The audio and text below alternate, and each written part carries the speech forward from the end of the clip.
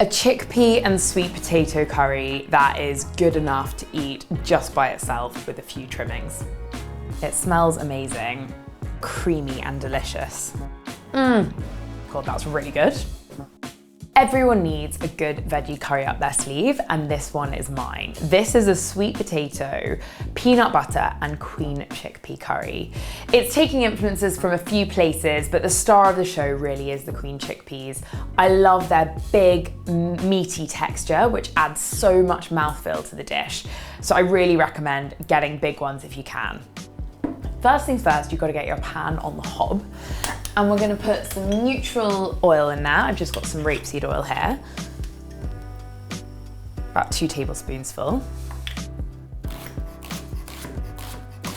So now I've chopped the onions and the oil is shimmering. I'm gonna add them to the pan and let them soften. Nice pinch of salt.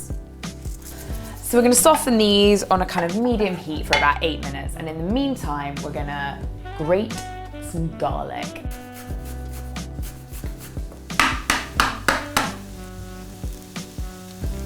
I've just grated the garlic and ginger, and I'm gonna put that into the softened onions, which have been softening for about 5 or 7 minutes. I'm just gonna cook that for 1 minute more, and then I'm gonna go in with my spices.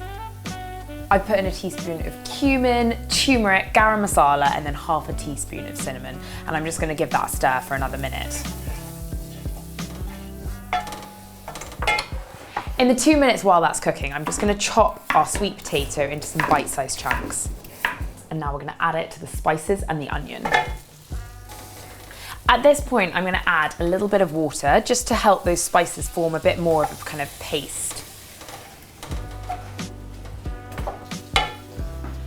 Now I'm gonna chuck in a whole tin of coconut milk. Adding the coconut milk just makes it extra creamy and delicious. I'm adding about 100 ml of veg stock, but actually I'm just gonna add some water and I'm gonna crumble in a stock cube. So now I'm just gonna whack it up, bring it to a boil, and then once it's boiling, let it simmer for about 20 minutes and have a cup of tea. So the sweet potatoes are now perfectly cooked. They've been bubbling away for about 20 minutes. And now I'm gonna add chickpeas, peanut butter, spinach, just to finish it off. I'm gonna start with the peanut butter because I want it to kind of melt into the sauce. I've got 2 tablespoons going in, letting that melt in. Now's when you want the spinach to wilt. So I'm just gonna add this, and then the Queen chickpeas with all of their bean stock.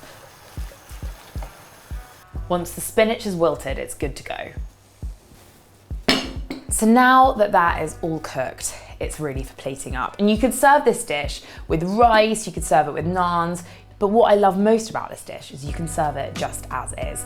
A whole bowl of kind of curried goodness with that peanut butter coming through. It smells amazing. Now it's just about your garnishes. I've got some yogurt here, which I'm just gonna dollop on top. I love that, just kind of creamy tanginess to cut through. I've also got some chili jam, but you could add mango chutney at this point, whatever you fancy, just something kind of really lovely and sweet. And then I've got some toasted peanuts. You could even put some dry salted peanuts that you have lying around. And finally, some coriander.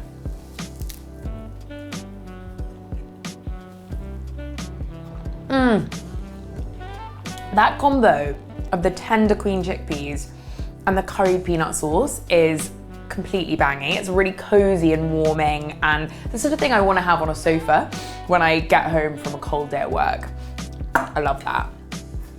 God, that's really good.